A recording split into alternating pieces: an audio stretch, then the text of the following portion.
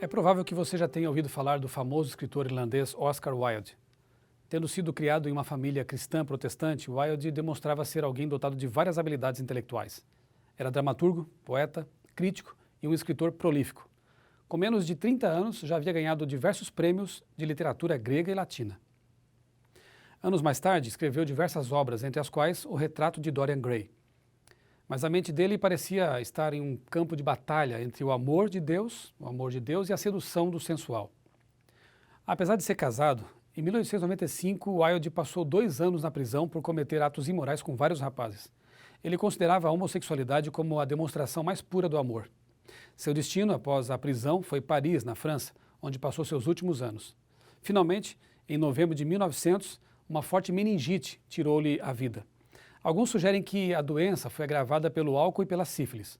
Wilde morreu como qualquer outro, mas não sem tomar uma última decisão.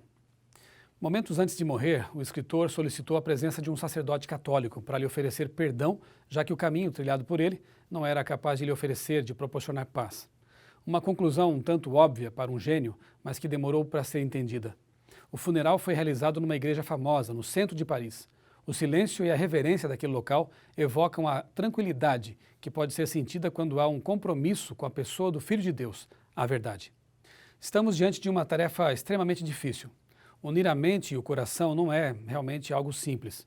Aceitar argumentos e declarações racionais é o início de uma jornada que deve culminar com o comprometimento vitalício com o conteúdo compreendido. Ao contrário disso, o que vemos em nossos dias é uma insistente negação da fé cristã em diversos segmentos da sociedade. Malcolm Muggeridge, o famoso jornalista britânico que abraçou a fé cristã em seus últimos anos de vida, disse o seguinte: se tornou claro na segunda metade do século XX que o homem ocidental decidiu abolir a si mesmo.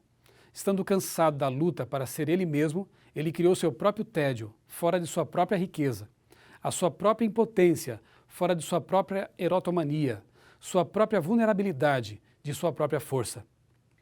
Ele mesmo tocando a trombeta que faz com que as paredes de sua própria cidade se desmoronem, em um processo de autogenocídio, convencendo-se de que ele é muito numeroso e trabalhando em conformidade com a pílula, bisturi e seringas para se tornar menor, a fim de ser uma presa fácil para seus inimigos, até que, finalmente, ter se educado em imbecilidade e poluído e se drogado em estupefação, ele se ajoelha perante um cansado, agredido e velho brontossauro e torna-se extinto.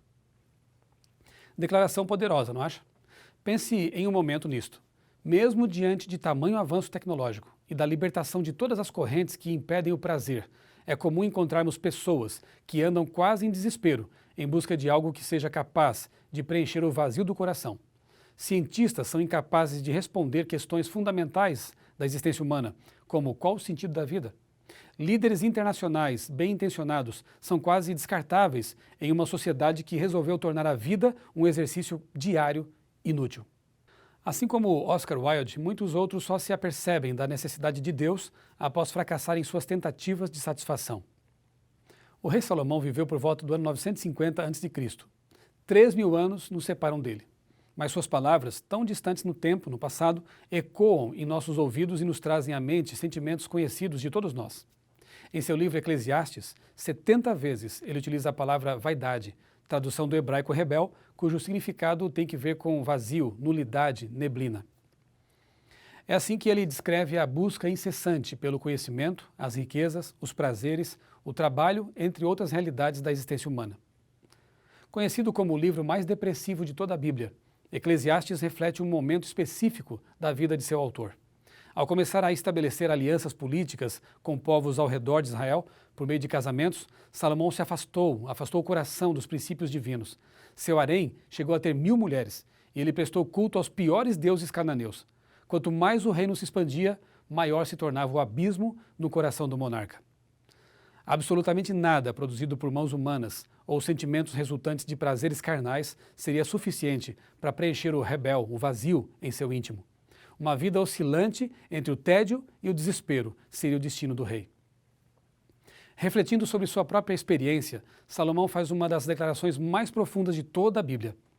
Deus colocou a eternidade no coração do homem. O vocábulo hebraico olam, traduzido como eternidade nesse texto, também pode significar infinito.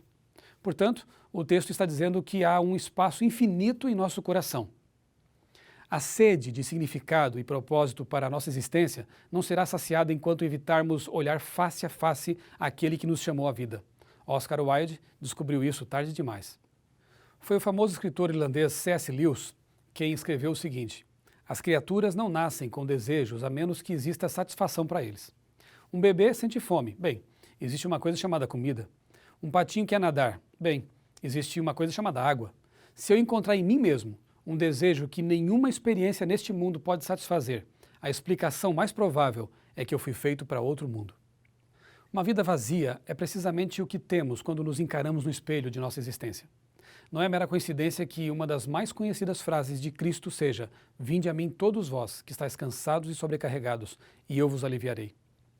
O cansaço provocado por essa busca incessante só pode ser aliviado com a pessoa de Jesus Cristo.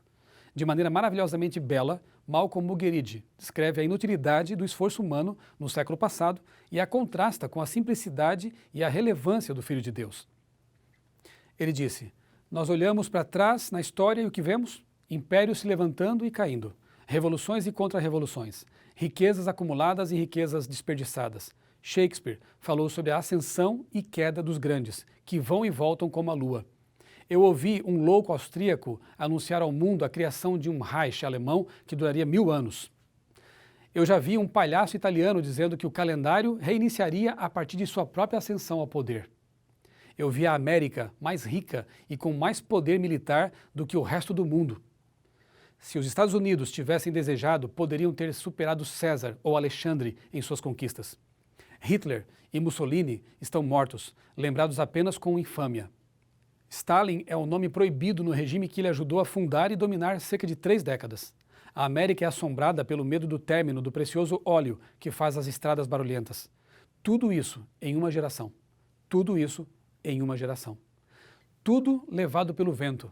Por trás da poeira deixada pela queda de nossos super-heróis, permanece a gigantesca figura de uma pessoa.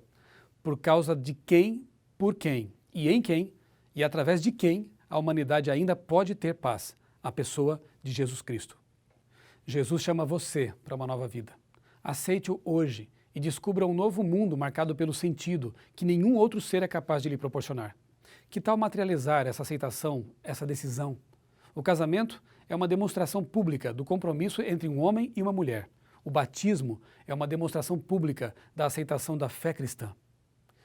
Depois de receber diversas informações neste estudo, o que impede você de assumir um compromisso com a verdade por meio do batismo?